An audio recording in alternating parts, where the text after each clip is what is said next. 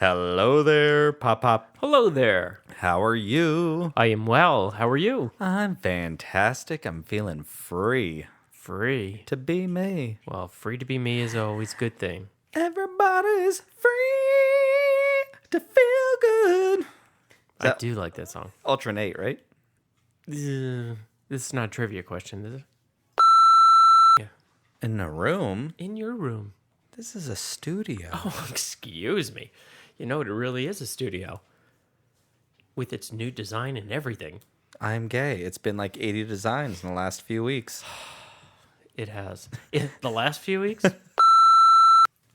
Hello there, Pop Pop. Hello there. How's it going? It's going well. Thank you so much for having me today. Oh, you know what? Every day it's a pleasure. That's exactly how I The feel. pleasure principle. Oh. I cannot do Janet. You are pretty well. Except for our son is screaming at the moment, so something must be going on with the dog out there. Take 72.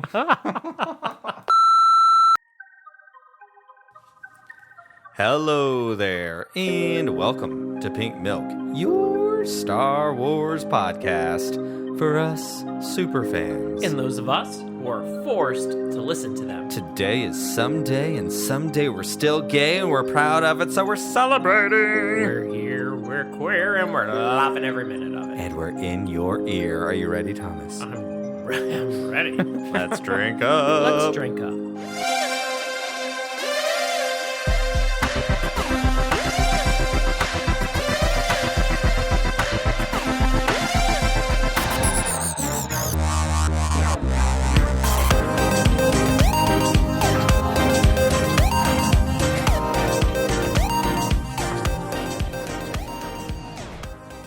Hello there, Pop Pop.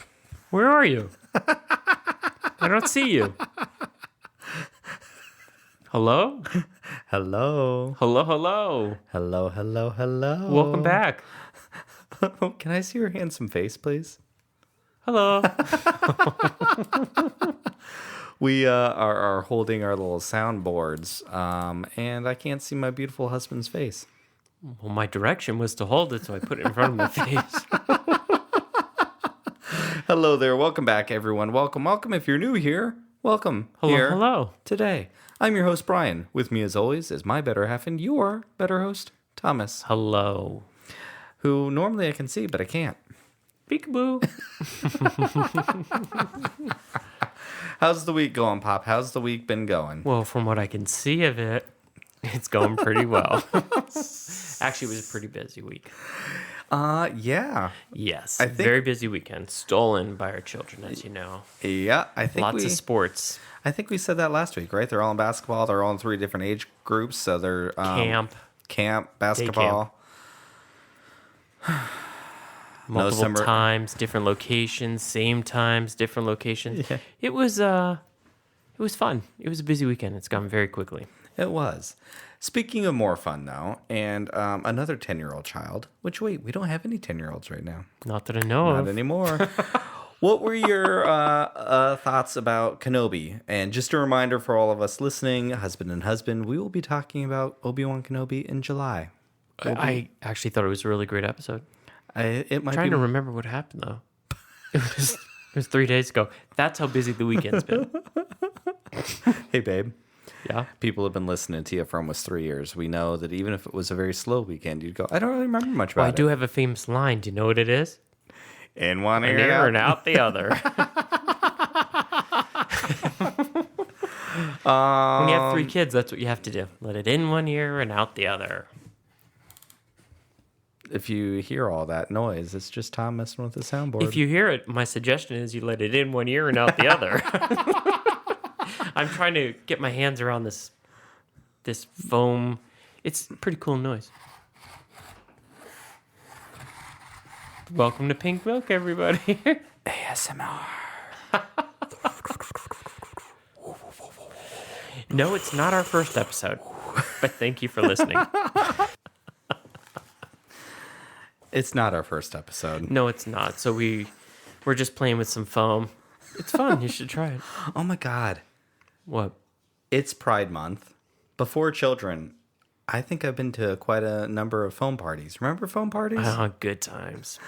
How many? You always smelled disgusting after. You did. Is it like, do foam parties exist for straight people in their 40s, 30s, and 40s too? Or is that like exclusively Or gay since men? COVID. I don't know the answer. Like, that just seems like such a gay dude thing to do. Like, it's 2 a.m, we're in a bar drunk, basically naked That's in not foam. true. They were having a foam party for the kids after they got Kids. out of school. Kids. Kids and gay men. They all like to have fun. All almost the same. Pretty much. Yeah, so Kenobi was pretty great, huh? It was. I liked it a lot. It might be my favorite episode so far. Good. Like, it was very, it was a turning point for Obi-Wan, and it was great. We had a really wonderful discussion on After Dark. So if you didn't catch the live stream, it's on YouTube right now. Or if you don't remember the episode, you should definitely go and watch the live stream. That's true. Even though, actually, you know what? Our streams, our show is not good if you haven't watched something. We're not one of those podcasts that like recaps everything. We assume you've seen it. And we have a conversation. Exactly. Exactly. Especially if you have a podcast. Unless you're forced to listen, then you can kind of like be Skate on through. Yeah. Show up. What are we talking about today? Yeah, whatever I want. I am kidding, of course. Kind I of. get a couple of minutes notice. I can't believe you always throw me under the bus for that. Which is completely not true. Hey, honey, I still don't even know what we're talking about today. Well, because this is all we're talking about today, because I had a wonderful conversation with our friend Rebecca. I know you did. I was playing. Rebecca is amazing. I love them. They've been on the show once before last year. They're a fan artist, and we were talking about fan art on After Dark. I think it was a year or two ago. And they're great. And this is a one-on-one, so I got to know them even more. And honestly, they're an anthropologist. They're an archaeologist. So we had that Lots in common. in common, for sure. Yes. Understands pink milk. The episode starts with queer chaos, and it's zany. Then we have a real conversation about like queerness in the workplace and What? breaking binaries and all. And here's more pink milk. I'm having this I loved Rebecca. They're amazing, and I'm having a heart, and Tom's like tonguing his his microphone over here. Wow, let's give away all our tricks here at the Pink Milk Podcast. They should only know that we have a screaming kid in the other room. Oh my god, yeah. If you hear any crying, this weekend's also been taken over by Pokemon. If you're a parent or a child who had Pokemon and siblings, you probably remember all the fights that happened. So they just got their Pokemon back. They had not had After them. almost probably a year of removing them from them. Because it was so bad. And then they finally got them back yesterday, and I just took them away. I caught them all. Not even a full 24 hours. Literally. Not even a full 24 hours. It was late in the day. You know, I'm the Ash Ketchum of the family. I caught them all in one foul swoop, and they are taken away again because I'm not dealing with the fighting. Stealing, crying. It's the stealing. Accusatory Well, behavior, they're learning, language. yeah, but they're also learning how to barter and, how to figure their way through things. It's the stealing part that's a problem. Look, it's more than just the stealing. It's Pokemon. It's Pokemon. It's wrong. You shouldn't. And it's got to go. You shouldn't catch these animals. They're just out trying to live their best life, and then we decide that we should be able to own them, put them in a little ball. They don't shoot them, honey. They catch them. What do they do to them? They catch them in their little red and white balls, and then force them to fight one another in arenas for entertainment. Okay. They get them electrocuted. They have psionic blasts. I have to say I know nothing about Pokemon. I made it through all of my life without ever knowing anything at all, and I still don't really know other than he's a yellow little thing. Well, that's Pikachu. Is that part of Pokemon? Yeah, you've seen the movie. Detective Pikachu. Did I stay up? I mean, I may have been there, but I wasn't probably there. Hold on, let's rewind to about 2 minutes ago. In one ear and out the other. Well, you know what, everyone? And Thomas, when you listen to this later, don't let my wonderful conversation with Rebecca in one ear and out the other.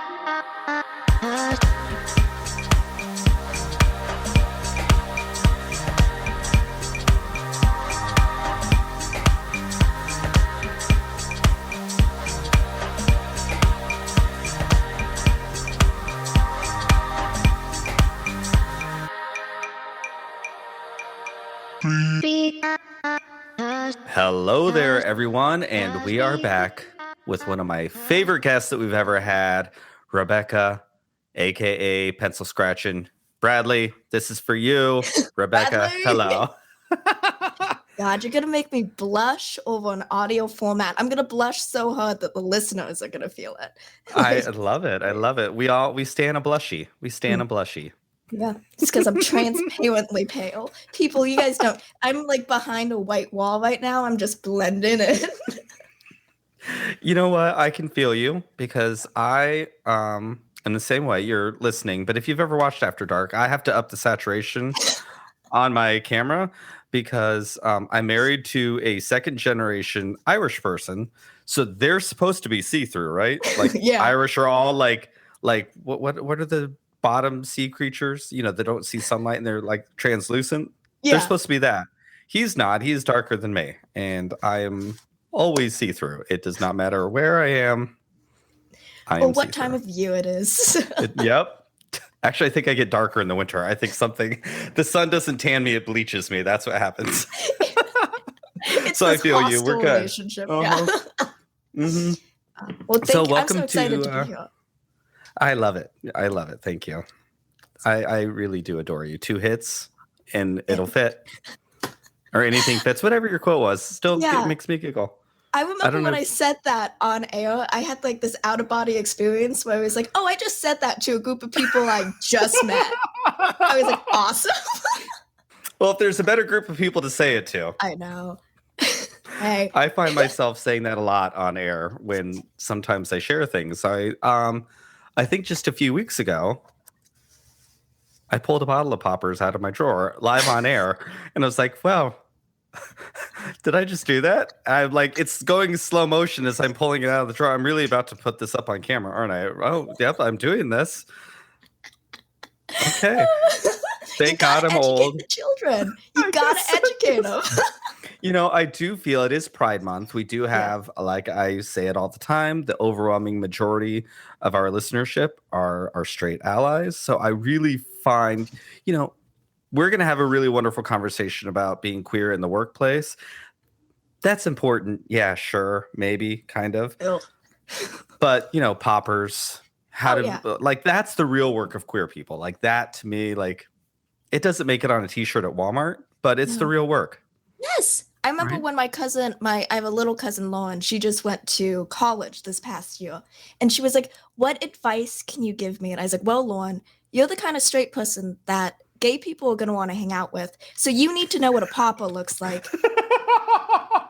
I was like, if somebody gives you something that looks like a 5-hour energy, it is not a 5-hour energy. It's a 30-second energy. That's what it is. But it's better than that 5 hours. It's really great. Any hole is a goal.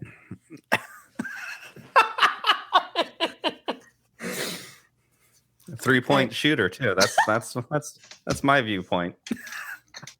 Or wait, in football, do you get 7 points in football? I don't know. I'm gay. Yeah. Oh my God. Yeah. I just my children are all in basketball right now. So my summer vacation is 6 days a week of basketball practice / games. It's great. And my son was teasing me because my son made a goal and Jack told me, Dad, this is basketball. It's a basket. I was like, oh, I don't know. And I was like, you have a gay dad. I don't know anything about sports. It's obvious. Gotta meet me halfway here. Yeah.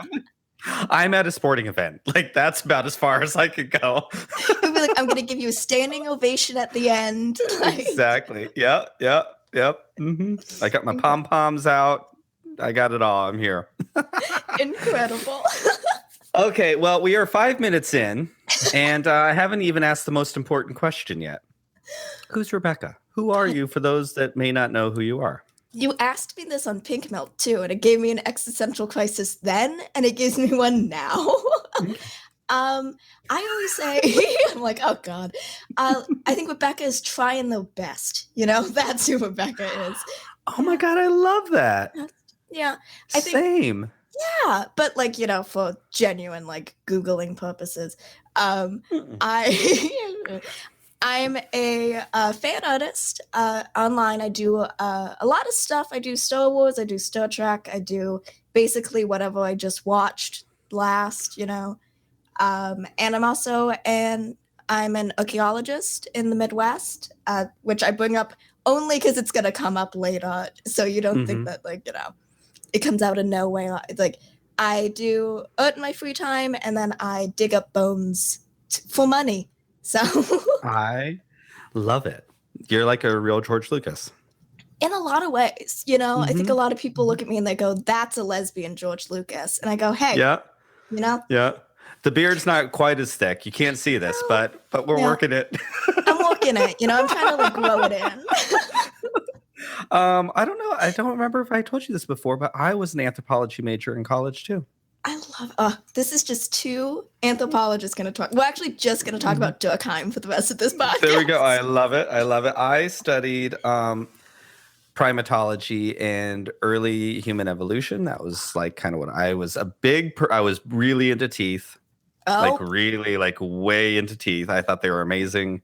Some of that is now not in my brain since I graduated college in 2005, and I don't really use it all the time, but it's there, and I love anthropology. Oh yeah, it is a wonderful science. There is so much. I always encourage people to actually because I think a lot of times people like anthropology, but they don't know what they like is anthropology. They'll think it's like sociology or history, and I'm like, no, what you like is studying cultures. That is anthropology. What you like is like prehistory. What you like primatology. Like it is such a big field that I think people get intimidated by it, but it's there's a lot there, and you could find something you love in it. I'm now a spokesperson for the anthropology department.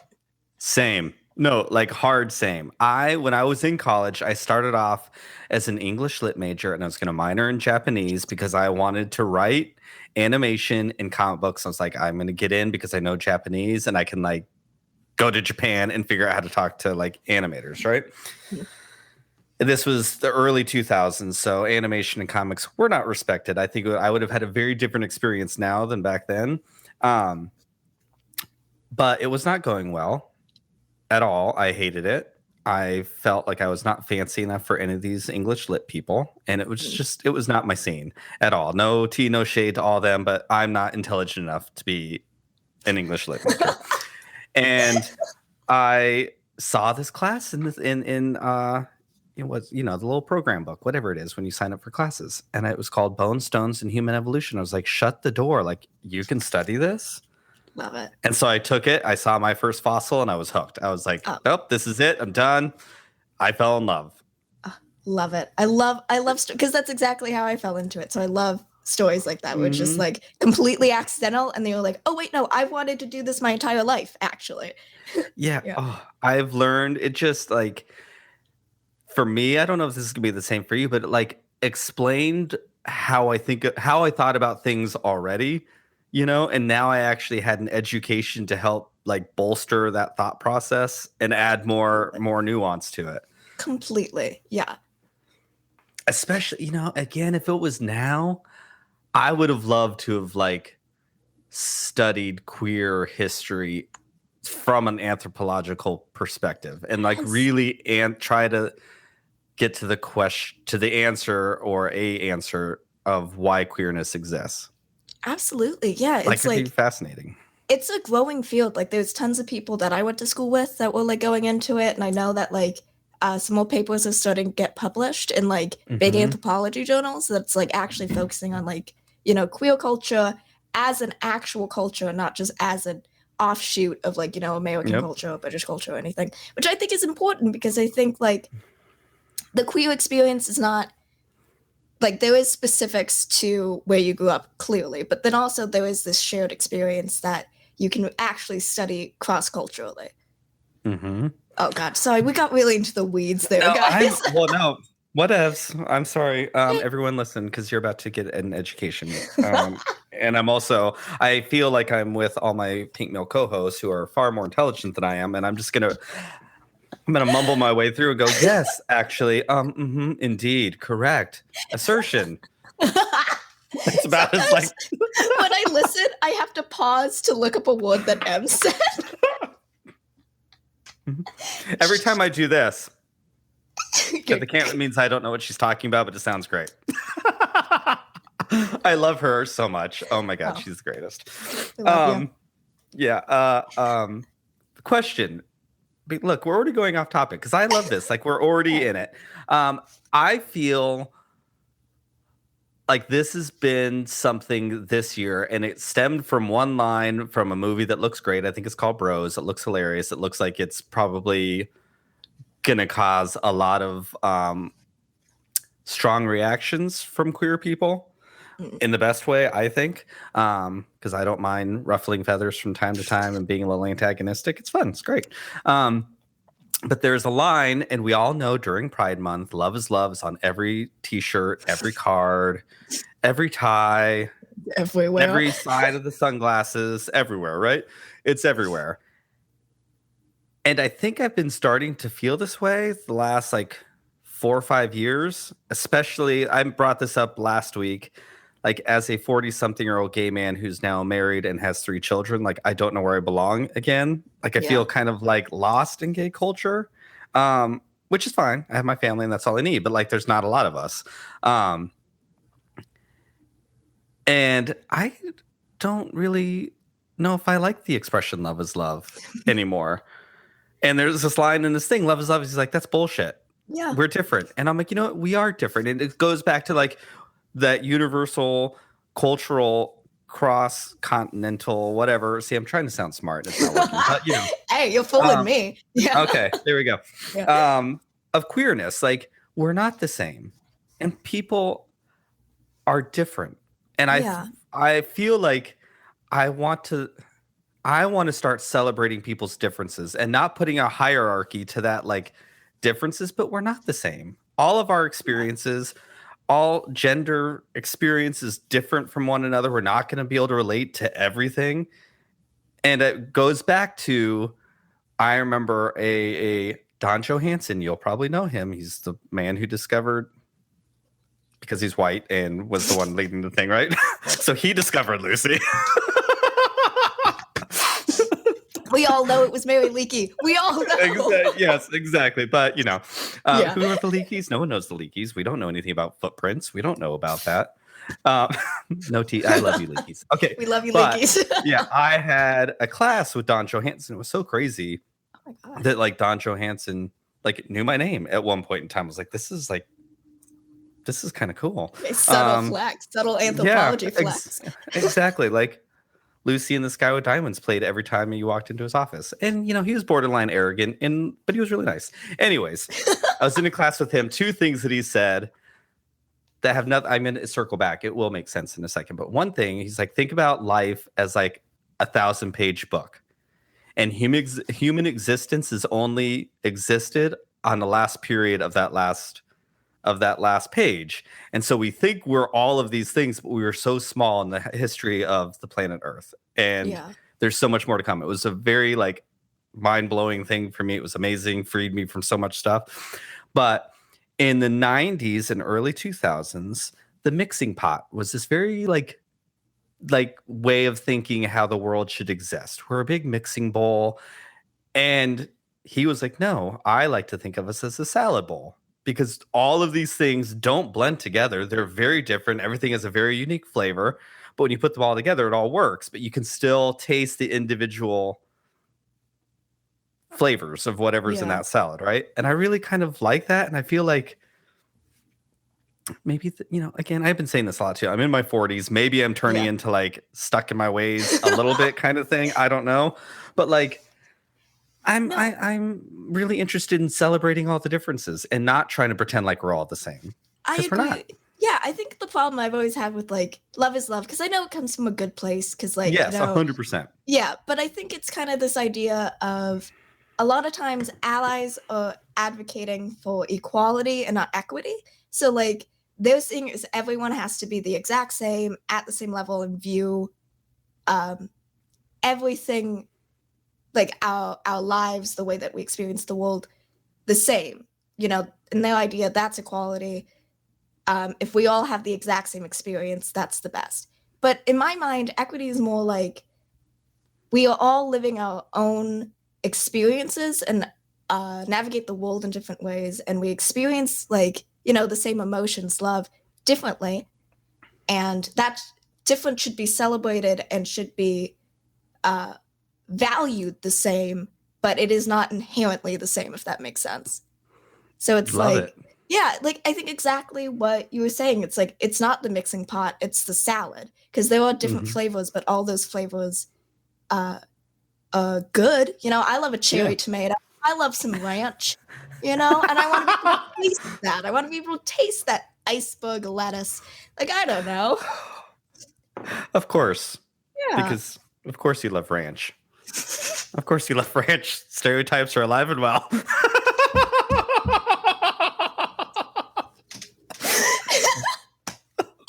I could go into my fridge right now and get my like family size thing of ranch that is just for me. My roommate / brother does not use ranch at all, but I'm like, gotta pick it up, gotta get it. Yep. It's a lesbian necessity. It's just like, there we go. Well, I like 2 X chromosomes. I also like ranch. That's just what happens. Hey, look, I came out in the Hidden Valley, I got radicalized at that really long picnic table from the commercials. Paul Newman's my uncle. I was gonna say Herbie Milk passed me some butter. Like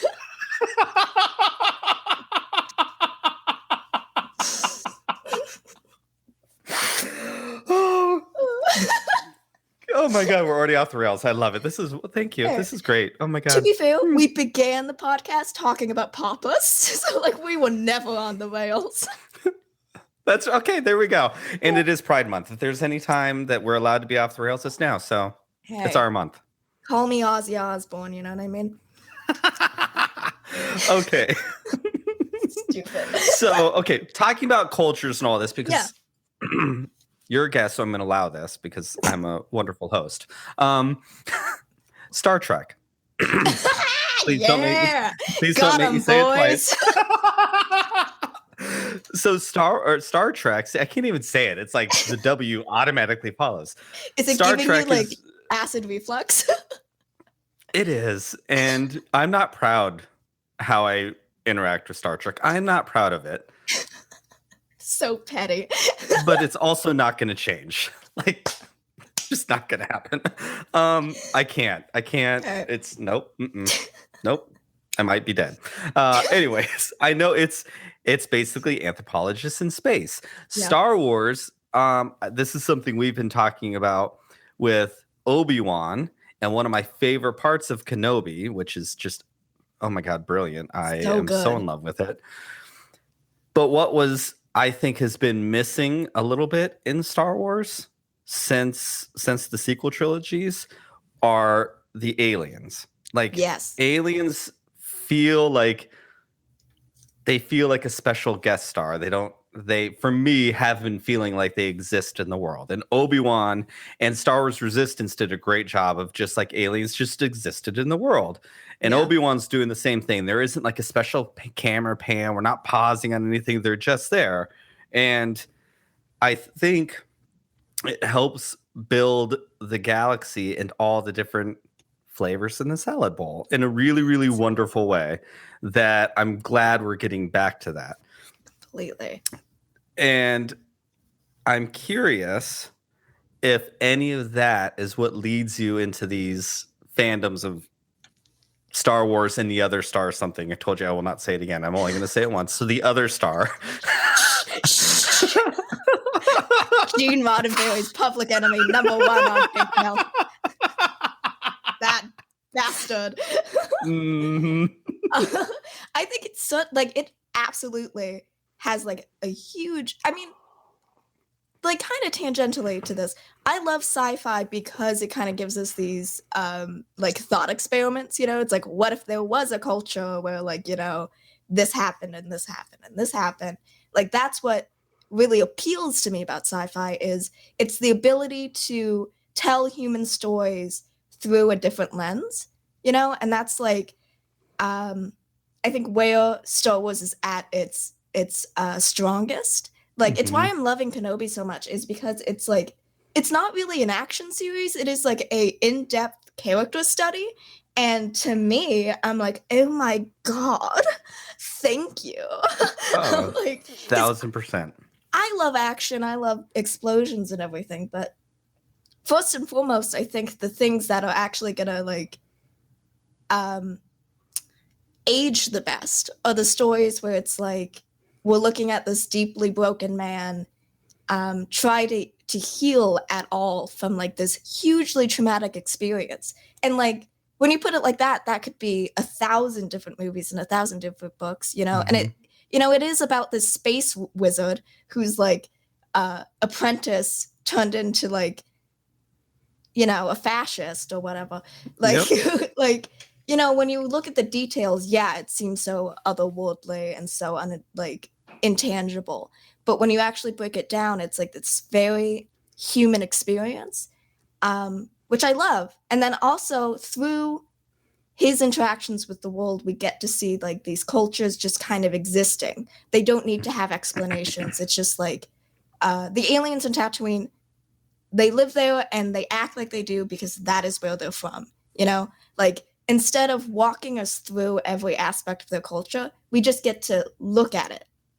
Yep. Yeah. And it was my favorite parts of the Book of Boba Fett as well was the interactions with like the Tuskens and like that. Like, I think that's when the series was at its best. And then everything else just kind of felt like a little muddled because it didn't have that strong basis in like cultural exploration and character exploration, you know? 100%. Like, it's no secret, I was not a huge fan of that show. Like, was it fun? Yes. Was it great? Possibly. But like the Tusken story, that was the story that the whole show should have been about. Like, that's what was good. Because I agree with you. Like, I mean, I love the pew pew pews in Star Wars. It's a good time. Yes. But that's not what made Star Wars last for 50 years. It's the moments of like, look, we had an epic lightsaber battle in The Empire Strikes Back. And the part that we walk away from is I'm your father. And then the reaction and the no, because that's where the emotional gut punch is. Then we go back to like Leia opening her eyes and that connection. It's not about the fact that they have special powers that allow them to sense one another. It's that they're bonded in such a way because of their shared experiences over those last few years that they are like connected. Yeah. It's Leia sharing the biscuit. I talk about this all the time because it's my favorite moment in Star Wars when she shares the biscuit with Wicket, and it's that single act of human kindness that won the war. It wasn't all the spaceships, it wasn't all that. It was like, it's these little moments. It's the way Obi-Wan looks at Luke when Obi-Wan's about to go, and like that trust in him that he's going to carry this through, that he finished his, and now we look at it and he's looking at not only Luke, and now he's also looking at Leia, and he's like, I did what I needed to do. It's like so amazing. And that, I'm with you 100%. Like the fact that this is a slow burn character show, like it is feeding my soul. I just talked about this last night. Like, I still don't feel comfortable saying this exactly because it sounds so but like Obi-Wan Kenobi is making me feel like a Star Wars fan again. And I'm not a content creator, which is it sounds so weird, but like, I don't care about tweeting about it. I don't care. Like, I'm looking forward to hanging out with my friends on Friday nights to talk about it, but I'm internalizing it so much because it, like, I love it so deeply. And I like right now I'm very protective of it and how I want, like, before I share it with everybody and get too many thoughts about it, I want to know my relationship with it. And then I want to share if that makes sense. And it's so good. It's like, I'm an Obi-Wan Kenobi stan. Like, everybody knows I love that. I love that dude. I love that little bisexual. But like, I'm just saying, Obi-Wan Kenobi. It's in the name. Oh, I just started to Ben Shapiro. Oh, it's actually right there on the wall. Like, what was it? Yeah, but I love Obi-Wan. So like, I knew that I was probably gonna love this series no matter what. But I think it completely blew my expectations out of the water because it had the guts to just be like, we are like in the pilot with like the repetitive scenes of Obi-Wan finishing his day. I loved that because it was so human. It was like, yeah, he's surrounded by all these aliens, but it was like this sad man. And I love that it had the Mhm. guts to take that time to breathe with him and just like watching him live. And like, we don't need to have like, pew pew pews all over the place, because Yep. it's like, this is not what this story is about. And I hate to rag on Boba Fett because I love Boba Fett, but It's like the okay. series was like, I just feel like there were moments in it, like specifically when like Fennec wakes up with her like her what's it Her called? robot tummy. Yeah, her robot tummy. Mhm. Like, you remember that Barbie from the early 2000s that was like, you could open up the stomach? Like, it was like that. Like, I Yep. feel in a show like I feel like if that scene was in Kenobi, we would have gotten to see her reaction as a woman in like, yeah, a woman in a sci-fi setting, but like being refused that bodily autonomy. I think M said something like this on Pink Milk that was much more eloquent, but it was like, I think in a show like Kenobi, we would have gotten that breathing room to actually see her reactions. And that's what I like about the tone of Kenobi, is it's letting its characters feel, as where I think Book of Boba Fett was like, this happened, okay, now you know about it, we're moving on. And it just felt very like 1,000%. Yeah, We're talking about the opening of Obi-Wan, and now that we know like Tatooine was once covered in water, also brilliant and amazing, here they are like carving out the carcass of a gigantic stingray that we now know is probably there from when it was in the water, or they're sand stingrays. I don't know, but you're in this big epic setting, but it's nothing about that. You're watching this man who is risking his entire job to feed his horse once a day, and like sticking around and doing all that stuff, when we just saw this other person willing to let his like, he's so afraid that he's getting paid half his wage to support his family, but here's Obi-Wan taking care of a horse. And at the same time, we also say, nope, I don't care about this little girl. Like, I can't, that's not my mission. Like, dude, it's not your mission to take care of that horse either. Like, so we see all these things, and it's those little moments that are like, it's so good. It's not about space wizards. It's not about lightsabers. No. It's not about, those are like the sprinkles on like a really great cupcake. Like, but really, it's the tip. It's just the frosting. It's just on top. And it's all the stuff. Oh God, I love Star Wars. Oh, it's anyways. So good. And as we know, the tip is never good enough. Am I right? Am I right, folks? No. All the way down to the base. As far down as I can. If I can take more, then, right? I mean, that's what poppers are for. Hey. And if you really need it, you can use the aerosol ones, and you spray it in your little washcloth, and there you go. That just feels like you're chloroforming yourself, though. If that works too, no judgment here. We are a healthy, sex-positive podcast and Star Wars podcast. So yes, as long as you have consent, everyone plays safe. You know the rules. Let's do it. Go with God. Or don't. That's fine too. Hey, none of my business. I'm just kidding. That's that's. Like, how do you think, we touched on this a little bit with sci-fi in general? Yeah. And I've been joking around because every time I say there's a new Star Wars show, I say it's the gayest Star Wars show that we've ever had. But I actually think Obi-Wan might be the gayest. Yeah. And we queer code a lot on the show. Bad Batch felt like a very gay show to me, especially as I had an inability to watch that show as a non-40-something-year-old gay man who dealt with what, as a young child, I was too young to be around at the height of the AIDS epidemic, but it certainly was the shadow that loomed and was what I had to come out against. Yeah. If that makes sense. That was very much the culture in which I came out. Yeah, and then you came onto that, yeah. And the clones, it's just, and Camino, all of it. That's the only way I can watch that show. It hit me very deeply as a queer person, and that healing that is a continual thing, right? Is there something in Star Wars that has really helped you, like, as a queer person? Is there something that, like, you know what I mean, that helps, like, you latch onto and use as a metaphor to pull you through something? Yeah, I think I've talked about this before somewhere, I can't remember, but like I hate. Oh God, I'm sorry. I keep bringing up Obi, but like, as I was born like post Titanic, pre Cher's first farewell tour. So it was like I'm young. I'm young. I don't want to like brag, but I'm young. Yeah.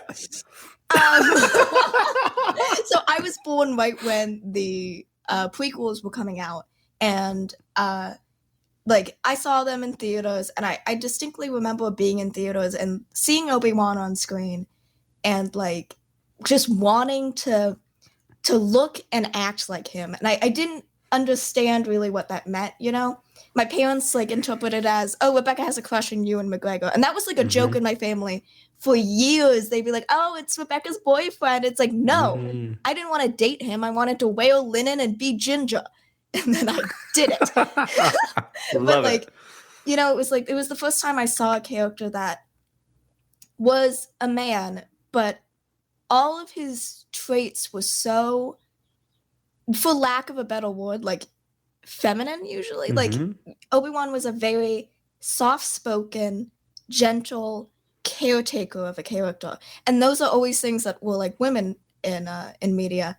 But at the same time, he was like still like this badass, like lightsaber fighting, like like warrior. And it was the first time I saw a character that was able to kind of exist in both of those multiplicities and also have great hair.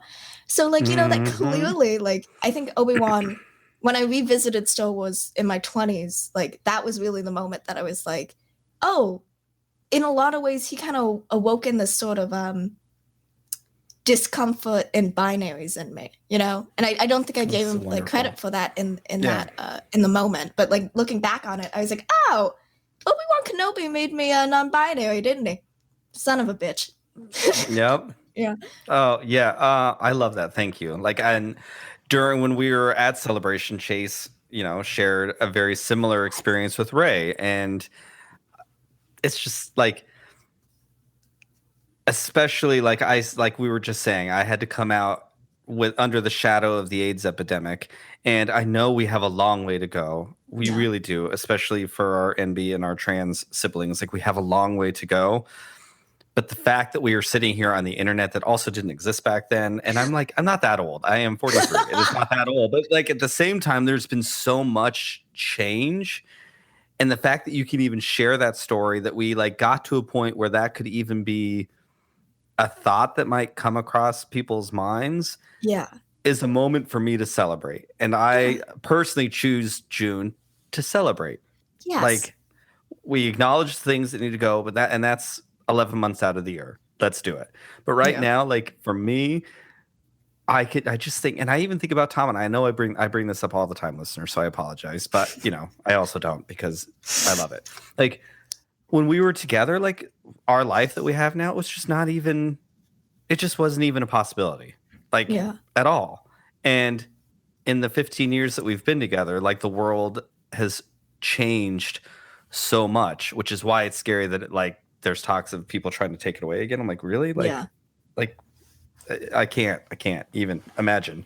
But I love that Star Wars gives that to people, for sure. Like, I think Star Wars has never, I mean, I've shared this stuff before, but like as a product, a trigger warnings right now for anyone with sexual assault, but like as a product of rape myself, and being a victim multiple times, the story of Luke Skywalker and Anakin and Darth Vader has like really helped me accept all of those things and process of how I can heal from those things and continue to heal, because it's ongoing, that will never go away. Yeah. But like, I think until Din Djarin, like I never exactly related to Star Wars as a queer person specifically. Like, this other thing was the part that like like I think brought me to it. And then I met Din Djarin, I was just like, oh, this is like literally he is my story. Like, everything about it is my story. Like, and I'm so grateful that like younger people like you and Chase have this in, because that's where storytelling is so important. That's where it's beyond the pew pew pews. That like, can be really transformative. Yeah. Like, in a really amazing way. When you let a story like seep in and you don't just watch it, but you Yes. experience it, it can be a life-changing thing. It's Absolutely. it's so beautiful. And I think I'm thankful because, like, kind of what you were touching on there, I think the culture around Star Wars has changed so much in those 15 years, you know? It's like now we have a little bit of space where those readings are no longer immediately cut down, you know? Like, I feel like even in my experience on the internet, because I started way too young, my parents should not have let me go to the library unsupervised. They should have been like watching what I was doing. Because, like, you know, I was like on LiveJournal and stuff, like when that stuff was creating. And like I remember the hostility that people approached queer readings with and everything. Like I was on, I'm sorry, Bryan, but I was on Star Trek live journals. And like at the time. You're the guest, I'll allow it. And I remember Star Trek is like a fandom that's always like the reason it still exists is because people read queer readings into it. Yep. So like in theory it should have been a very accepting queer space, but I even remember back then if you said Spock was gay you were like chased off the platform, you know. And I think now, and then when I began creating content online, I made a Luke is gay joke in like 2016 and people tried to dox me for it, which was like insane. Like they were like sending me like what college I went to and what lab I worked at. And I was like, bitch, you can find this on the internet. This is not impressive. But like, and then like now I think seeing so many people be able to like freely discuss the queer readings of Star Wars, it's just like, I'm so happy that we've gotten to that point. And we're not like fully there yet. There's still people who are going to like, you know, attack you for it. But I think what's great is there were people who will attack you, but there's also tons of people who will defend you. Not just queer people, but also our straight allies now are like, hey, this is a valid way to interpret this text, you know? Like there's this space, this format that is a lot more accepting than it was. I mean, 1,000%. This whole podcast, like I feel like when I started it, I've been very open. I didn't think being a gay podcast would ever allow us to be remotely successful. It wasn't what I thought was going to be the thing that like also was its biggest identifier at all. I understand that now, but like we don't on Pink Milk, we don't talk about the pew pews very often. Like we really dig deep, and there's not, you know, no tea, no shade to anybody else. But there's not a lot of podcasts that I haven't found. Let me put it that way. Star Wars podcasts that dig deep on an emotional level. There are ones that talk the pews. We've got the trivia. We've got story structure breakdowns, all of which are brilliant. We have behind the scenes, but there's not a lot of shows that approach it the same way we do, and like how it emotionally impacts us and how queer readings help us understand our breaking gender binaries, like you know, healing from sexual assault. Like there's not a lot that do that, but like the fact that we're celebrated for those things truthfully is a really refreshing, eye-opening thing, because you're exactly right. Like the world is opening up, and I think Star Wars luckily has hit this point where like it can be more than just the pews. Those are all great, and that's all wonderful and so much fun. But it's more acceptable to go beyond those now. It's great. It's great. And I think thank you to The Last Jedi, because I feel like The Last Jedi, as much as it created division, it also opened things up, because The Last Jedi is the most introspective Star Wars that we had ever had. Absolutely. And we wouldn't have Obi-Wan right now without The Last Jedi. Completely. Yeah. And like, you know, I'm like about The Last Jedi, but I also recognize, but like I recognize the fact that it was like, it took a lot of risks, and you've got to respect that. Like you, like just from a storytelling perspective, I think like it really like went on a limb, you know? And also it has my favorite Star Wars scene of all time, when Rey FedExes herself to the First Order base. It's so funny, and I'm so happy they did that. I have literally never heard it described as FedExing herself, but bitch straight up went priority mail. Next day air. She went next day air. If it fits, it ships for a low flat rate. My favorite scene. I laughed so hard in the theater. A woman turned around and told me to be quiet. Seriously, girl, this is Star Wars. Have fun with it. Oh my god. Oh my god, that's amazing. Yeah, you know, I love The Last Jedi. But for me, it wasn't a kids movie. And not that Yeah. I say that, but Star Wars is also not kids movies. It's a family friendly thing. But like, I think The Last Jedi was beautiful, but like my children have no interest in watching it. Yeah. And that to me doesn't feel Star Wars. Yeah. I think at its core, it should be something that like gets kids excited, you know? Yes. Yeah. Yep. I agree with you. And that's it's really my only beef with, and it's not even a beef, but I'm just like that it missed the mark. It didn't check that box. And I think that is probably the biggest box that it needs to check because of things like breaking gender binaries. There's something inside of me that's always been there. Now it's awake. Talk about like every single queer person the night that we realized what we were and cried ourselves to sleep all night long. Well, maybe I'm assuming, does that still happen? Yeah, Does that still happen? Like, yeah. Like we know our life is going to be difficult. Like it's not going to be the same. Yeah. I mean, I like came to terms with queerness like about 10 years. How old am I? Like 11 years ago. And, you know, like, I think even a lot has changed in those like 11 years. But like, yeah, I was still very like emotional. And I'm sure some of that was also because I was raised Catholic, you know, so there was like a lot of like Catholic guilt and Catholic weight about it. And like, at the same time, not to be too personal on the pod, but like at the same time, my family was going through, my oldest brother was an addict and was going through addiction. And like that was really difficult in our family. So like in that same breath, it was like I kind of had this perception of being like a disappointment. It was like a whole thing. And even when I came out, it was like my parents at the time were not the best. You know, they I'd always preached sort of acceptance, but I think it's very different when your child comes out, I think was how they were viewing it. So like they were not the best right off the bat. And they were like, you know, they've kind of painted it as a disappointment.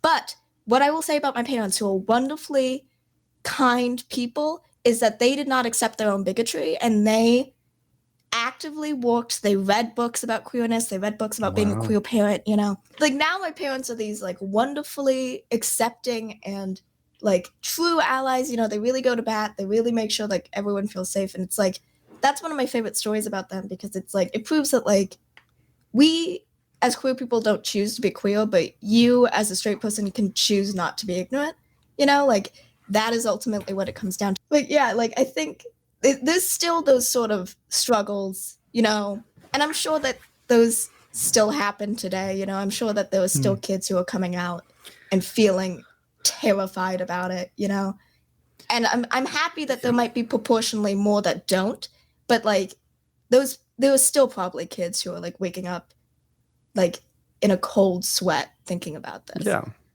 You know, the truth of the matter is, I mean, I'm with you. I hope it's easier. Like when I remember when I thought I was going to die of AIDS. That's what I had to wake up to. I was like, oh my God, I'm not going to live that long because being gay means you're going to have AIDS. And that's just what happens. And you're going to be dead at 30. And it was a terrifying experience to talk about like being younger and trying to explore sexuality. But like, I was terrified to have sex at the same time. It was like, it was awful. It was awful. And some of that still like, honestly still haunts me today. Like I am very hypersensitive to those things. And I think a lot of people, especially gay men my age, it's there. And as much as we want to like educate ourselves, I understand, but like there's just so much, and some of it's probably shame, to be totally honest. There's still shame attached to it. I wish it wasn't there, and it's completely messed up that it's there, but it's there. But even today, every queer kid, the overwhelming majority of us, we're the only ones in our family like this. Yeah. You know, and so like we come out and we know we're already alone. We already know our parents, our siblings aren't going to understand us all the same way. And I think sometimes as I've gotten older and maybe now that I'm a parent myself, I think sometimes that's where our parents, not all of them, but like supportive parents, that's where they come from. It's like, oh my God, my child is going to have to go through all of these things. Absolutely. And instead of wrapping their arms in a hug around us, they push us away so they can figure out how to support us later, if that makes sense. And I think it's hopefully in those situations, sounds like your parents, maybe that's what it was. It was from a good place. It was not helpful to you, I'm sure, at the time. It was probably actually quite harmful, but ultimately, I think they got to that point because, like, it just took them time. And, like, yeah, we inundated them because, like, I only have one straight brother and I'm one of 5. Yep. So it's like we ended up, like, really just, like, dunking them in the deep end. So, like, Mike and Mickey, God bless them. Yep. I think, but I think that's, and I remember I've shared this too, and oh my God, it made me feel so horrible. But like when we first started having kids, I was like, oh my God, I hope they're not gay. And the minute that came out of my mouth, I was really depressed. And it was like, it was that same shame of all the years of being told I can't be a parent because I'm just going to, now we've gone back to the word grooming, which is a disgusting word, but I'm going to groom my children to be gay. And I didn't want to have to deal with that. And how selfish is that? Like, it's such a selfish and horrible thing, and I was like, the minute it came out of my mouth, I was really depressed and I had to work through it. Like and it's something that I never would have thought of. But now that I'm a parent, I just like, and I know how difficult it is to be queer. As liberating as much easier as it is now. There's other things. I'm like, oh my God, I don't want my kids to have to go through this. They've already got to like deal with being foster kids. They've already got to deal with being adopted. They've already got to deal with being an interracial family. Like I don't want to, but it's still horrible. Like it is a horrible feeling that I clearly am still like trying to like have my brain process through. A lot of times we don't even realize how deeply we've internalized a lot of like the homophobia that we went through until it's just like a comment like that, it's just like it slips through and you're like, oh my God, have I been believing this all these years? Like you think that you're like at a point where it's like, oh, my queerness is like so inherently a part of me. Like, I'm so accepting of it. And then every once in a while, I think that trauma that we went through, like it is trauma, will rear its ugly head without us even realizing it. And sometimes that's good because it forces us to then grow, because it's like, I think as queer people, it's like, we don't just come out and then that's it. We come out and then we go through years and years of self-exploration and learning and expanding our idea of being queer and what that means to us and how we are queer in real life. And like, do we come out work? Do we come out to like your kids' friends? Like, like there were so many questions that you don't even realize that you internally have an answer to. Then when you're faced with those situations, you'll like say the first thing on your mind and you might just have to reevaluate. Like, I don't think that's right, Oh my God, like honestly, this is why Love is Love is not the greatest thing. Because this is stuff that like I don't, and I could be wrong. I am not straight, but I do not think straight people internalize things exactly. Thank God. Yeah. I really mean that. Like, thank God. I love being gay. All the hard stuff too, but I really love being gay. I love it's very fun, you guys. Yeah, it's so liberating, and I love that I don't have to live by your rules. I can choose the rules of yours that I want to live in, but I don't have to if I don't want to. But like queer people, we internalize so much of ourselves. I think that's part of why a lot of stereotypically queer people are artistic and creative. I think there's so much in that we have to do. And then when you bring in a relationship, like there are two people that had their own trauma, their own way of dealing with things, and then those have to come together. Sometimes it is very different. I'm gonna talk to Tom in a few weeks, and I've never had this kind of a conversation with Tom on the podcast. And so like I think it's gonna be great because Tom and I came from very different places on how we dealt with that. The first few years, I don't want to say difficult because our relationship is very easy. And has always been very easy, but like we came from very different places. Like maybe this is the Catholic school that he grew up in too. Like I am like a short. I was a twink forever, and there was like, and I came from, you're not going to tell me what to do in spite of all those things. I'm very much a middle finger up to you kind of person. And like, no, I'm going to do what the heck I want to do. Right. And Tom is very much, oh no, I'll just conform. You tell me what to do. Like Tom to this day is like, I wish I could have lived in the 50s. I'm like, as a gay person, he's like, you know what? I could have been in the closet. It's fine. I was like, really? But Tom like, that is how Tom is very like, and I guarantee you it's the Catholic school. Yeah. He's like, the nuns told us what to do, and that's what we did. And I thought it was great. I'm like, yeah. Like there were many years in my life where I desperate. And my brother had like a very similar experience, not to out Pat on the pod, but like we had these, like, we desperately tried to be straight, like, and we were so depressed because it, like, we just, that wasn't us, you know, but we tried. I tried to date men, you know, I tried to have sex with men. No offense, but I just don't see the appeal. God almighty, amen. But like, yeah, I think it is like that. Hey, I joke around all the time. I think I'm gay because I'm lazy, and like all of the other bits just looks very confusing to me. And I'm like, and all I read about is how hard it is. And I'm like, you know what? I'm just gonna go over here because it's easy. I know what to do. Like 30 seconds, boom, we're all satisfied. There we go. God.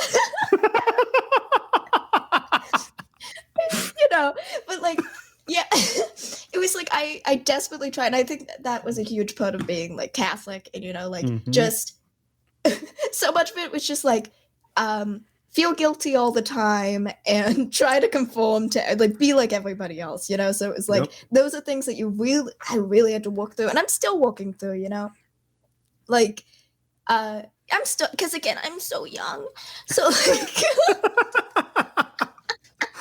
Wow. Not only are you bringing up Star Trek a lot, you also keep rubbing in my face that you're much younger than me. Thanks. I just can't help it. I don't know. You know, I'm still wet behind the ears. I just learned how to walk yesterday. Like, it's like, oh, you know, my first baby teeth just came in. So, like there was like a lot of things that I'm still kind of figuring out how to operate, you know. And like a big part of it is like being queer in the workplace and what that means for me and how I'm like living that way, you know? So like that's been like right now in my 20s kind of like I'm pretty good with gender. I'm pretty good with sexuality. Now I'm focusing on like how to interact with other people with my sexuality and gender. You know what I mean? Yep. Yeah.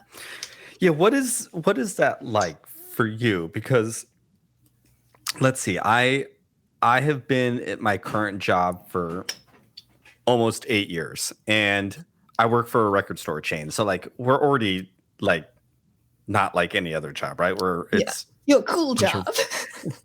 Yeah. I mean, I'm not cool, so I'm not sure how I got there. To this day, I still feel like I am not cool enough to be here. Like everyone's like, you know, it's Bob Dylan and Bruce Springsteen and like all. I'm like, I just want to listen to my like indie electronic artists, please.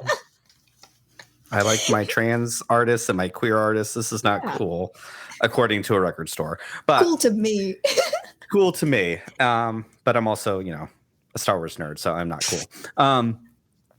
But before that, all through after college, like my first career steps, I was all worked for local business. That's really all I know is locally owned business, which is inherently different than a lot of things also. But before I have the job that I have now, I was in a gay bubble. They were all like queer owned businesses. Our customer base was primarily queer. And so I knew everyone I worked with was gay. Like I knew even back then that I was in this bubble, but I spent all of my 20s, a good chunk of my 30s, like in this bubble. And so I knew that it wasn't the real world, but I didn't know how to exist in the real world. And then so I got, you know, my new career, and it's great and I love it. But I am definitely not like everybody else there. Yeah. And sometimes I don't feel like I'm treated the same way as everybody else. Sometimes I feel like there's a pressure and an attitude put on me that isn't there, but I feel like is a stereotype that is now placed. I don't think the majority, there might be a few. I don't think there's malice behind it, you know? Yeah. But I did bring it up because I was going through some hard stuff at work, and it was really, really difficult. And I had been wanting to talk about it for years, but talk about the shame of I felt like I was being discriminated against, but I didn't have enough self-worth as a queer person to say it because I spent years going, oh my God, I have to say this as a blanket statement, but I know it's not everyone. And I didn't have enough self-worth to bring it up. So I lived with it for years. Yeah. And it starts to eat at you. It's really, really hard. Right. Absolutely. And so I finally went to HR and had this big thing, and I just kind of said it. And again, I don't think this was malice on their part, but it quickly became about everybody else. And they were offended that I even brought it up. And I'm like, this is why I don't want to talk about it. You know, like, I mean, maybe a part of me is like, well, at least they're saying they don't feel this way. But also they're not asking me why I would feel this way. And it was hard. It was hard. I'm not going to lie. It was a very difficult thing. I'm still like in this spot. So I'm very curious to have this conversation with you specifically about like queerness in the workplace, because like, I don't even know how to navigate it. Oh, like I don't know how to navigate it at all. And I think, you know, it's something that, and I don't want to like make it seem like straight people don't have like, you know, their finger to the pulse to queer issues, but I think it is genuinely something that a lot of straight people don't realize is still hugely relevant to basically every single queer person I've ever met. You know what I mean? Like, because I think in 2020 or 2021, I think it was 2020, like federally, we got anti-discrimination laws for queer identities, which is amazing. And that was like a great step forward. But I think a lot of straight people just assume that's like all discrimination ended in the workplace. And it's like, that's not the case, you know? Not just on a personal level, but like also on a structural and institutional level. We still have at-will laws, which is an employer can fire you for any reason that is not illegal. You know, it says that in the law, but as we all know, it's not like people like, they can say, oh, I fired you because you were late 2 times, but they're firing you because you're gay, you know? And because because it just passed, there's no support. Like I brought this up when we were adopting, like it just passed in Arizona, right? Like that. And thank you, because it was actually our Republican governor that said we can no longer discriminate against this. Like marriage is now equal. You can't do it. I went through 10 or 15 adoption agencies that flat out said, no, we don't support same-sex couples. Yeah. It was illegal, but it was so new. No one's going to fight for us yet. And I'm sure it's the same thing at the workplace. Yes. Oh, no. There's still so much inherent prejudice towards us. It's just not going to happen. And even if like at will is not applicable, we still also have right to work. And right to work is basically it's a statewide legislature that your state can decide if you are working a union job, you are not required to join that union. And employers really like that, because if you as an employer are not part of a union, you do not have the support of that union, making sure that you get paid correctly, making sure that you're not discriminated against in the workplace, making sure like they can just really betray a lot of liberties much easier when you are not part of a union in a union job. And it's particularly for queer people, if you are working a union job and you are not a part of that union, you do get discriminated against, it's going to be a lot harder for you to find that support and find, like, if you are a part of that union, you can go up to your representative, talk to them, they can give you the necessary resources to actually have change happen. But I think when you're on your own, it's so daunting, like you said, to go against the entire workplace environment, you know? And then also when, like, you and I don't work a union job, but, like, I work a job that is male-dominated, white-dominated, straight-dominated, you know? Yep. So it's like that office culture, even when the people are liberal, there's still that distinct otherness that you have to make the decision if you're going to expose yourself to, you know? Yep. I remember my first field school, because with archaeology, Bryan knows this, but for like listeners, with archaeology, before you can get like an actual job, you have to go through a couple of field schools just so that you learn how to do it. And like, you usually don't get paid. It kind of sucks, but like, you got to do it. And at my first field school, I remember I was maybe 20, you know, I was young. I was like, I'm going to be out at work and I don't care. And I was the only gay person at that job. And I was out and I thought it was all okay.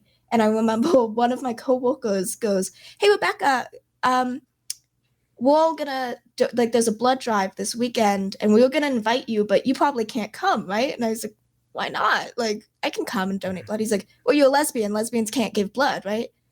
And he was like, I was like, excuse me? He was like, oh, because like gay people can't give blood, right? And that's like good because of the AIDS crisis. And I was like, I was in that position suddenly where it was like, yep. How am I supposed to respond to this? Because it was inappropriate for him to bring that up with me at a workplace. But also, I'm also at the workplace and I can't scream at him like I wanted to do because that would look negatively on me. And who is my employer going to support? You know, the straight white guy or the queer little lesbian in the corner, you know, like with a page boy. Like, who's like, you know, like you often will find when you're out in the workplace, even in accepting spaces, you will often find yourself in situations like that where you have to just swallow it, you know, and take it because you don't want to seem like the problem. And straight people don't always realize that's going on, and they don't know that there's a lot they can do to stop that. You know, I think straight allies, they have the opportunity to have that freedom. If you see a gay coworker have something shitty said to them and they don't respond for them. Step in, like be an advocate and be an ally. Like you are going to have that freedom a lot more than your queer coworker is, you know? Yeah, because we're going to be labeled as the angry queer who we're never happy. We bend over backwards for you and you're still not happy. Like the angry queer coworker is a very real thing. Yes. Like, yeah. And honestly, at work, that was put on me from a lot of people. And I'm like, you know what? I really know who I am. To circle back to our constant internalization of who we are, I'm like, I am not an angry person. Like I laugh and have a good time. I take work very seriously. Sure, don't get me wrong. Like it's work. Yeah. But like, no. You're asking me to do this homophobic stuff, and I kind of said I don't feel comfortable doing this. That does not make me antagonistic. I don't want to like, no, you're actually really compromising like me. Yeah. And you wouldn't ask this of another person who you know, like, because we're still queer and we're the bottom of the barrel and like we're the dirt. Like I'm like I know that is such a horrible, but that's how we feel. Like you can see us and sometimes our allies think they're really great allies until like, oh my God, I need to sweep the dirt out before like the real big boss comes in and they'll sweep us out when it gets to be too hard. And that's not everyone. And honestly, I know some of our listeners who are great allies are now this Pride Month, I think, for the first time dealing with people going at them now for being supportive. And they're like, and thank God they're standing there. Like, but they're like, they don't know what to do. And I'm like, given the best advice, I'm like, I've dealt with this my whole life. Like, this is what I would do, you know, but they're not backing down. And I'm like appreciative of that. But like the workplace stuff, it's really, really, really difficult. I mean, like right down to when I got married, which, you know, when I first started my job, I was not legally allowed to get married. Yeah. Then Tom and I got married. Every single other person who's been married got cards and flowers. Did I get that? Nope. No. Every time that anyone in upper management or in the corporate office had a child, how many cards did I have to send? How many emails did I have to read about congratulations? I had one, not two, but 3 children when I was there. Did I get any of that? No. Yeah. And like, how else am I supposed to interpret that? I am an other. I am different. You know, either my kids aren't valid because they weren't newborns when they came to me. I don't know. Like, what is it? My marriage, was it not valid because we were together for a long time? I don't know. Like, okay. You know, when in 2021, when our Supreme Court justices decided like, hey, I don't know if this marriage equality is actually a constitutional or let's revisit this. One boss was really great and said, hey, if you need to leave, like, I respect that. Another one was like, yeah, you need to focus on work. I'm like, what the hell's going to happen to my kids? Like, that's what I'm worried about. Like, Tom and I, like, all of it's wrong. Yeah. But like Tom and I will figure it out. We weren't married before. Like, we'll figure that out. If that right goes away, we'll figure it out. But like, what the hell's going to happen to my kids? Yeah. Because the next step is we're gay and we're unfit and they're going to take them away again. And now I'm like, oh my God, they're going to have to go through this process again. And now there are 3 kids who are all older. Like, you know what? My son Jack is 12. Like 12-year-olds in foster system are very rarely going to get adopted. And now what? And now there's 3 boys. they're not going to be able to stay together. Like all of that stuff was just flooding through my head. Like nothing else mattered. Yeah. And like, that's where I just felt like, no one asked about it. Yeah. No. And then I was told to focus on work. I'm like, really? It's like can I have a day? Yeah. It's the expectation that you as a queer person are just gonna like, well, you know, it's not affecting anybody else, so you need to just do what's good for the team. Like, that's an insane thing. If a straight person was losing their child through a custody battle or was getting threatened because that child was adopted, you know, in some of those circumstances, we don't think the reaction would be different. The fact that we both know it would be different says a lot about how, like, there's so much that we have to still work on, you know? Yep. Like, I think it's great, you know, that I think that straight people are starting to identify, you know, like you said, you had a boss who was like, I understand that this is very, very hard, you know. It's great that, you know, we are getting a 50% success rate, you know, because exactly. Like, and like, you know, 10 years ago, I'm sure that like you wouldn't have been able to even talk about that at work. Yep. But I always want to reemphasize that it's like you have power as a straight person to just even show empathy to your queer coworkers, and that will change the office environment so much. Like without even, I can't overstate how like just having one ally in a workplace will instantly make you feel better.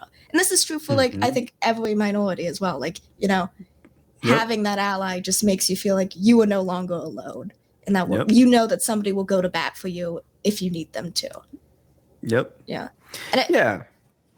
And I think a lot of us.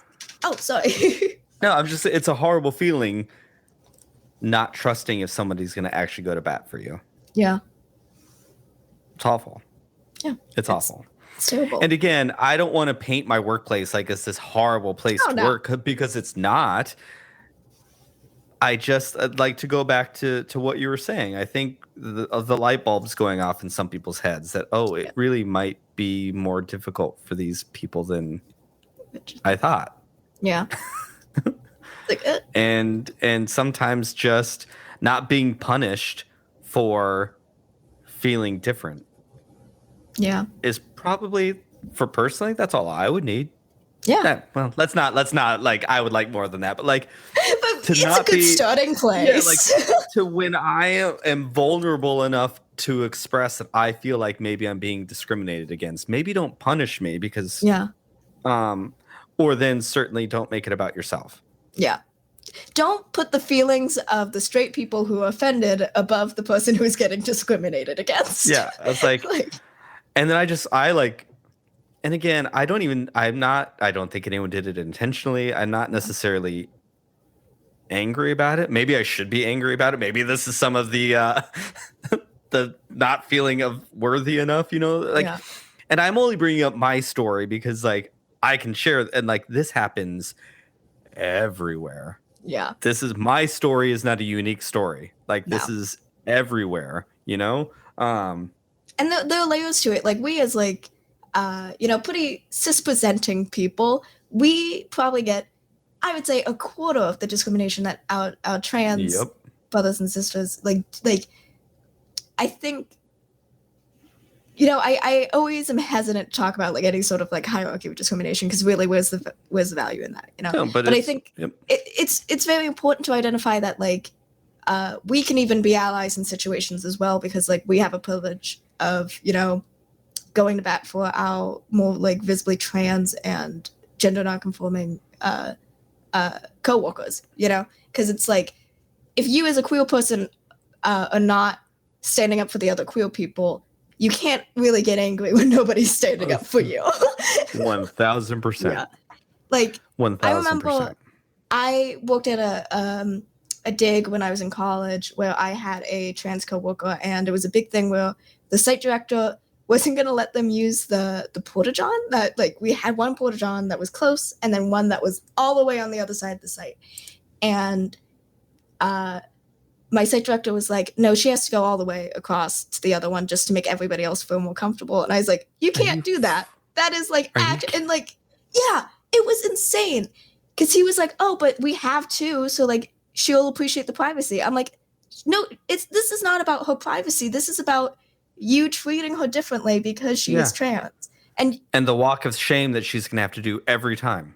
Yes. And could she say anything? No, because she didn't want to seem like the angry trans woman. So it was like, oh my God. Of course. And then he acted like it was insane for me to be defending her. And I was like, no, like this is discrimination. Even if there's no laws in place saying that you can't be doing that, that is still discrimination.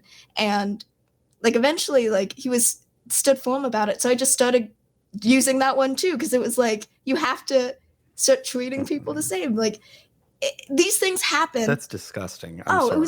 It was awful. I felt like, and like already she was like the only trans person in this like huge dig. We were the only two women, like women. I'm not really a woman. I'm a lesbian. But like, but she was like one of two women. Like of course she wouldn't feel comfortable fighting that, Yep. So it's like sometimes you just have to be ready to seem like the squeaky wheel so that like your friend can get oiled. You know what I mean? Oh, that was a gross metaphor. No, I don't like how that one sounded.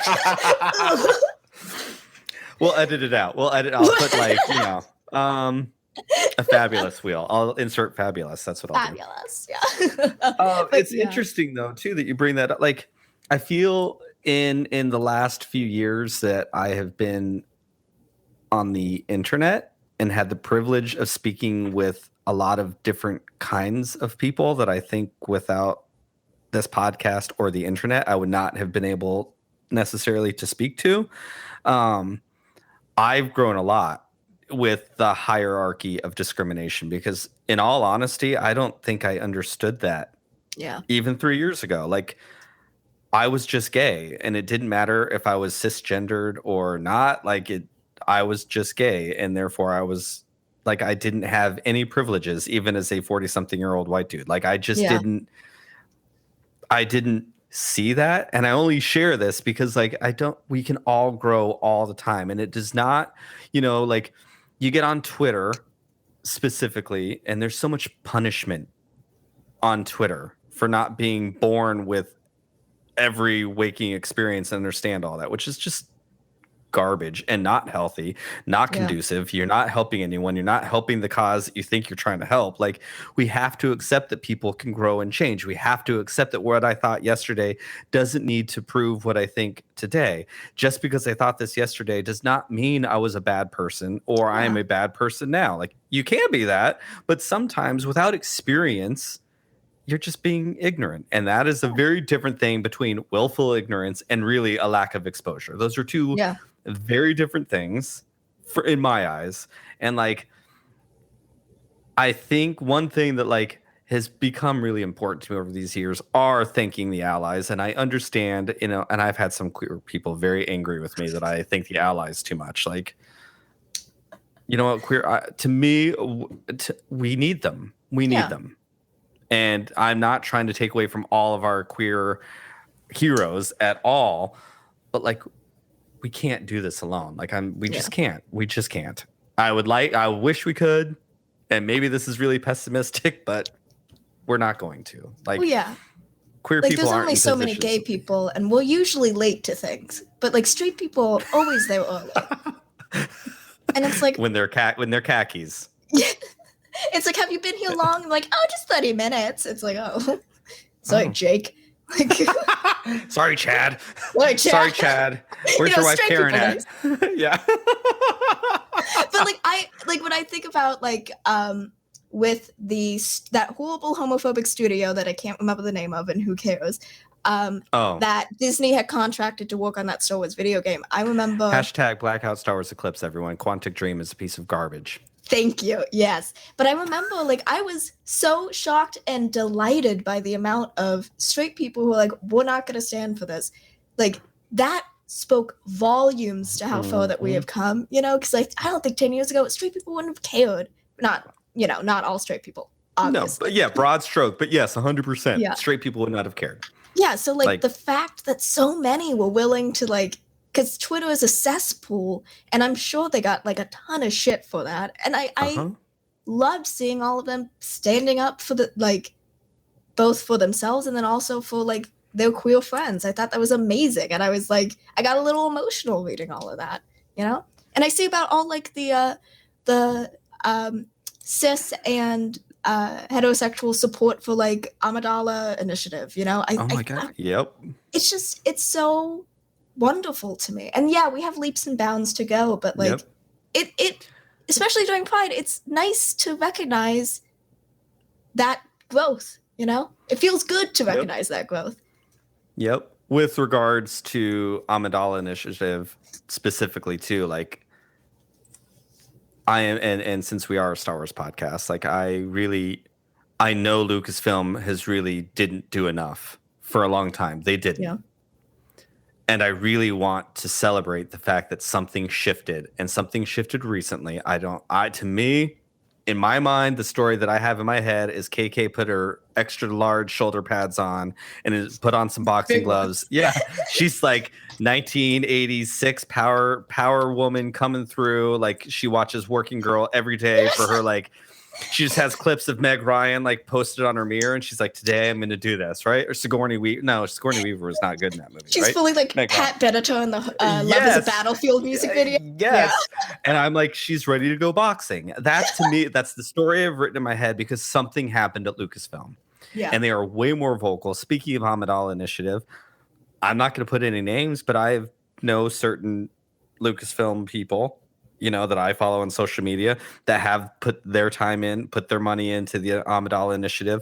You know, I think about our friend Ben, who, you know, tragically lost their husband. And Ben, I love you. You know this.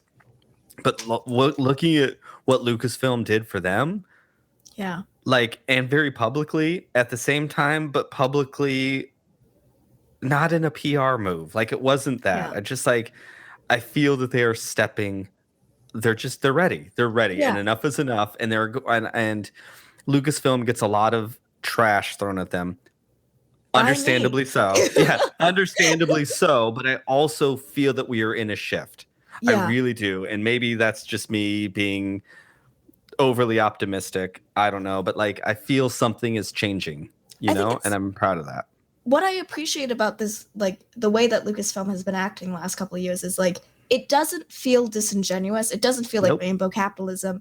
It feels like the people who are behind it have genuinely made an effort to learn, support, and listen. And I think that's like as much as we could act. Like you said, you have to appreciate the fact like that they, as a very well-known brand name, publicly supported somebody, a queer person in this horrible, unthinkable time. Like that says something genuine. 100%. And it wasn't a person who had like 20,000 followers, right? Yeah. Like, and I know that it doesn't matter, but it would feel different if they did. Yeah. You know, like, and to circle back to like the workplace in a way, like, you know, Lucasfilm, to me, Disney, a lot of what Disney does is just to put a Band-Aid over people's mouths for the month of June. Absolutely. Like, I don't feel like Disney is real genuine about their things. No. But I do believe that Lucasfilm is. And again, maybe that's because I'm a Star Wars fanatic and I'm wanting to see that. But I really like when Pablo Hidalgo, who I know has said some things but like his pinned tweet is still like, I've worked for this company before no one asked us, and we became a part of something else. Disney say gay, Disney say trans. Like that is like a bold thing that I think deserves some sort of like recognition for trying. Yeah. And you know what I mean? Like, and that doesn't mean that we can never criticize them again. And that doesn't mean 100%. that like I have to be nice to the Disney Corporation, because I will never be nice to the Disney Corporation. But like, I think when you look at the differences, Disney is somebody who will like be like, yes, we love our gay people. And then behind the scenes, they are contracting work through homophobic studios. They were telling showrunners that they can't include queer characters. They have discrimination lawsuits. They have given money to homophobic causes knowingly. Like, when you look behind the curtain, that's going on at Disney. When you look behind the curtain at Lucasfilm, you do see these individuals who are genuinely trying to be better and be supportive and be a part of the community in a more genuine way than, the 100%. rat. I mean, like, yeah, 100%. And like, to circle back to Blackout Star Wars Eclipse, like, I can't believe that did what it did. Mm-hmm.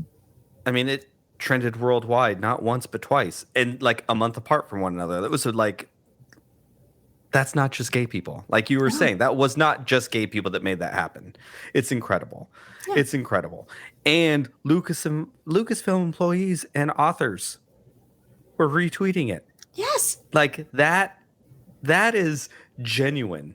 Yeah. Like, who knows what could have happened behind the curtain of, like, that doesn't look great on the company you work for, but they're willing to risk something. And let's be honest, they were risking something by doing something like that. Like, yeah, that's genuine support. Yeah. Right there. It's, I'm really happy. Yeah. To we'll see give them we'll give them the flowers. They deserve it. Exactly. Yeah. Like, and it means more when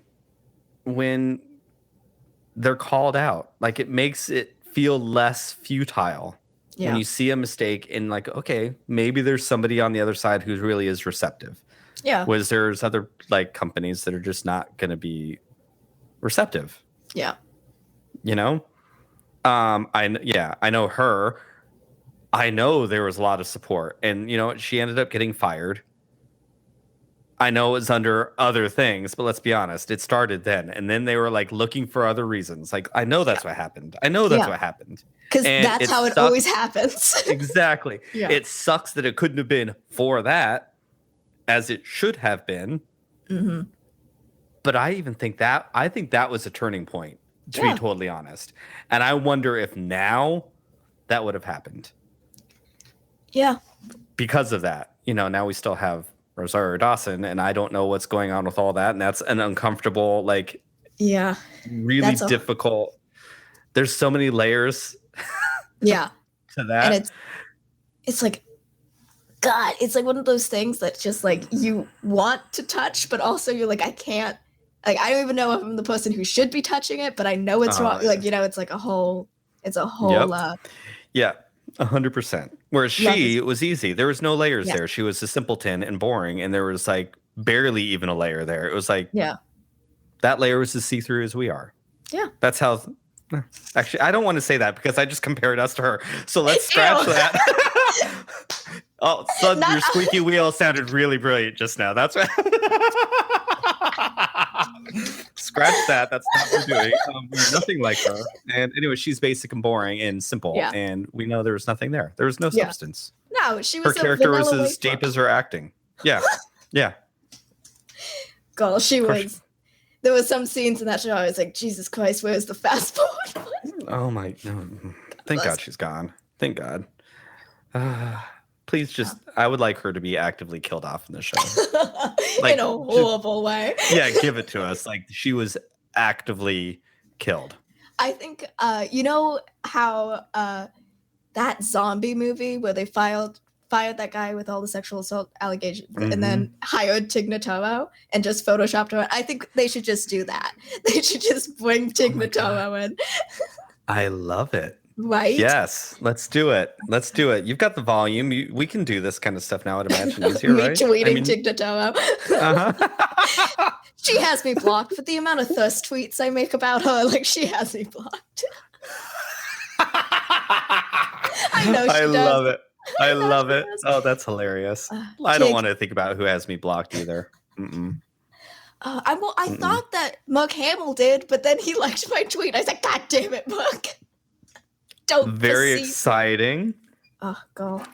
Why does a little simple heart from someone like Mark Hamill like make us so incredibly happy? I did really feel like a little kid when I saw it. I was like, ooh. Hi, I might die if I ever get a retweet. Oh I got one like button once from him too, and it was literally like, I think I still have it on my phone. I screen captured it, and I was like, oh my God, Luke Skywalker knows who I am. Like, he thinks about me now. Like, he's like, oh, remember that time that Pink Milk said something about Luke Skywalker? I think about that. He still thinks about it, right? I'm manifesting next year. I think you guys are gonna get him on the podcast. I think on After Dark, I think you're gonna get Mark Hamill. I'm manifesting it. Okay. So in other words, you're also I'm going to read this as you're manifesting my death, because I would probably just melt into Chase sent an emoji once. Don't know anything about emojis. I don't know how to use them. I am literally that dad who is misusing emojis all the time. But Chase sent one with like a little melting smiley face, and it's my new favorite thing ever. So I just put a melty smiley face on everything. I don't really know what it means exactly, but that's what I would turn into if Mark Hamill was ever just like. Whoop. I think the only person who would be able to keep their composure is probably M, just because I can't imagine any circumstance in which M loses composure. You know what? I think you're right. All Mark would do is just giggle. Chase would do Chase's like famous like, I can't do it, but I'm going to try to do it now, even though you can't see this one. And like throws himself off the screen. It's when you're listening to this, know that Bryan just did a pitch perfect impression of you. Oh. It cracks me up. It makes me so happy. Then okay, thank you for that. Thank you for the honor. I'm going to try to buy a fan. And I'm really going to try. I feel like I'd hit myself in the face. Like I just have absolutely no coordination. I didn't play enough video games as a kid. I was really into Clue. Yeah. That says so much about you. Right? It really does. Oh, well, thank you so much. This was so lovely. Oh, thank you. And also thank you for elevating the show with great work conversation. That was a really important conversation that I'm happy that I loved being on.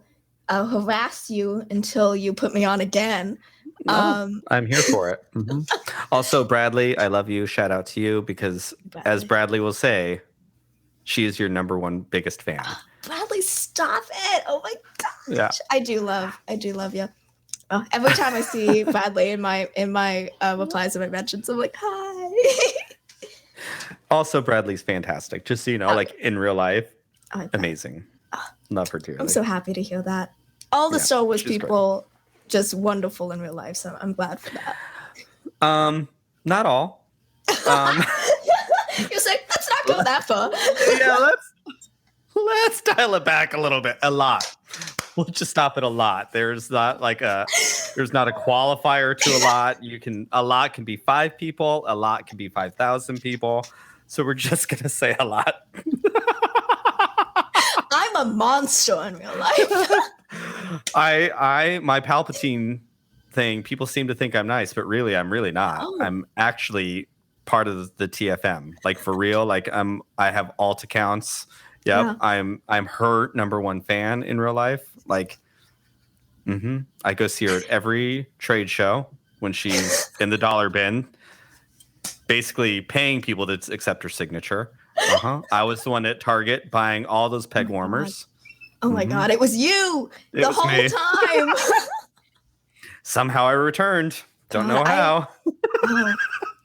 I just double poke. Like, I'm just a monster. Also, everyone, if you could not tell, that was sarcasm, please. I don't. What? No. I have learned I can't tweet things like that. Like a year ago, I would have tweeted that. Yeah. Thinking that people would, I'm like, ooh, nope, I learned real quick. I could say it on the show. Because then you can give a verbal, be like, that was sarcasm. Yeah. But I can't tweet it. So we'll never do those kinds of things again. Because I think once it was with her too. I tweeted something once and I was like, oh, that was a dumb move, Bryan. That was really, yep. You are that dad who doesn't understand social media. God. Yeah. Yep. Unbelievable. It's because you were born in 1910. It was the 70s. I was born in the 70s. It was another time. It was another time. One of my favorite albums, Janet Jackson's Velvet Rope, everyone please go listen to it, really does still have, like, I thought that album was going to be forever timeless, but it's got a lot of bing, bing, bing, a lot of AOL sounds. I'm like, oh, girl, this did not. It's now a time capsule. It's a great time capsule, but it is not time. I love It is. history. Yeah, exactly. Actually, yeah, as an archaeologist, definitely. It's like the archaeology of pop records. Yeah. Oh, Like, fully. uh-huh. Yeah. All right, my friend. Where can people find you and your beautiful artwork? Well, you can find me on Twitter with pencil scratchings with no S, and then on Tumblr with an S, and everywhere else with an S. I'm on Patreon. I'm on YouTube, though I never post. I'm on Instagram, though I also never post. I'm really only on Twitter and Tumblr and Patreon. And then also, you can find me in the middle of the Ohio River singing Kate Bush. So, I'll be Were there. you always a Kate Bush fan, or did Stranger Things help push you there? So Chase is currently making me watch has convinced me to watch Stranger Things for the first time. Never. I've never seen it. I've just finished the first season. It was amazing, so I get why they wanted me to watch it. But I was really into Kate Bush in like 2012 when Noel Fielding danced around on 8 out of 10 Cats. So like I'm no better. You know what I mean? A coworker of mine, as I was just, painting my workplace to be horrible, which is really not, but it's really not. No, it's a lovely, I'm sure. Yeah. We were thinking I'm a gigantic Tori Amos fan. Of course, I'm a 90s teen, so of course I love Tori Amos. Also, I'm gay, so also Tori Amos is the one that was like, I watched Star Wars to feel warm and fuzzy, and then I listened to Tori Amos to like cry out how I'm going to get better, because I will always stand by Tori Amos music is not sad. It's actually some of the most empowering music ever. Anyways, I need Cornflake Girl to become like a Stranger Things movement for running up that hill, because like Cornflake Girl is very great, and I need Tori to like come back in the same way that Kate Bush is coming back. Yes, I agree. I think it's time. It's Tori's time. It's her time to come. Like, aren't the 90s in? Like, wait, all of this, like, what's it called? It's not tie-dye anymore. It's like mineral water shirts or something. Yeah, I'm not cool enough to know what that is. I don't think it's mineral water shirts, but hopefully someone knows what I'm talking about. Something probably more environmentally friendly than tie-dye. I don't know. Two losers try to figure out what the kids are into. I did just learn that there be thank you, Chase and Emma, and Star Wars Celebration. There's apparently gel nail polish. Is the other acrylic or something? You just learned about that? I don't know. Yeah. And in the 90s, I used to paint my nails. But I don't know I still don't know what the difference is. I think gel, and I think like really thick globby thing. Maybe that's right. I don't know. I mean, I barely have nails. Lesbian. So like I don't. Also archaeologist. You can't really, right? You can't brush away bones. Yeah. Yeah. Yeah. All right. Okay. One more time. Where can people find you? Because we just went on for like another 25 minutes. This should just be like bonus material after the thing if you want to listen, because this is now just welcome to our private conversation, everyone.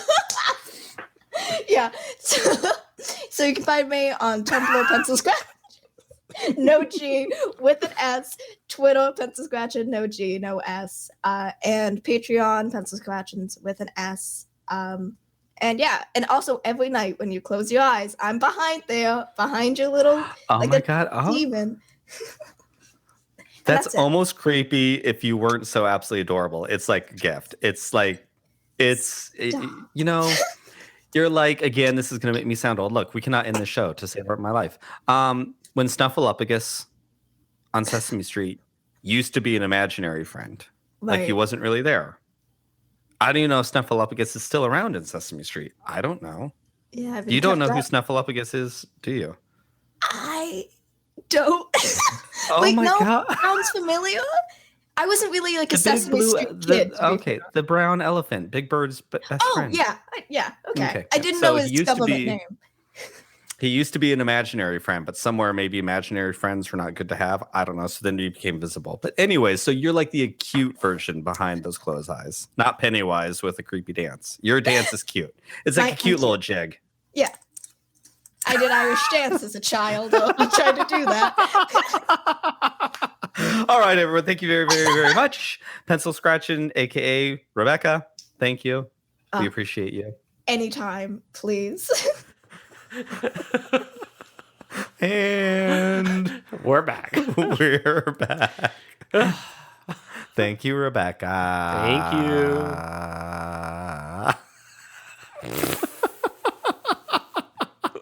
I'm not sure why Tom and I are laughing. We just got the giggles right before we started. Maybe it was all the poppers talk that Rebecca and I had. Poppers. Mm-hmm. You haven't listened to this yet. There's lots of popper talk. Rebecca was on... Poppers, obviously. They may have been. 2 hits and anything fits. Oh, God. Is that going to be in the interview? No, but that was on their last appearance. And I think it may have gotten a reprise. I don't remember. But it was great. Anyways, everyone, thank you so much for listening. We appreciate you. Thank you. Make sure to follow us on the show at Serving Pink Milk on pretty much everything. Twitter, the TikTok, Instagram. You can send us an email at servingpinkmilk@gmail.com. Tune into the live stream every Friday at 9:30 Eastern on YouTube, Pink Milk After Dark, with myself, Emma, Mark, Chase. Tom shows up in the steam room every once in a while to say hello, hello, hello. Hello, hello, hello. Also, thank you very much for all of our straight allies for supporting us during Pride Month. Thank you for all of the queer elders to help get us here, where we are celebrating Pride Month with wedding rings on our fingers, 3 crying children in bed, and 2 dogs. and a house in the suburbs. Burbs. Thank you Also, for that. Yeah, no, honestly, it's a privilege to be able to have all this. So Absolutely. thank you. Absolutely. Keep an eye out for things in July. Some stuff might be happening here at Pink Milk that's kind of exciting. Pink milk. Pink, pink, pink. Are you ready, Thomas? I'm ready, Brian. Let's drink up. Drink up.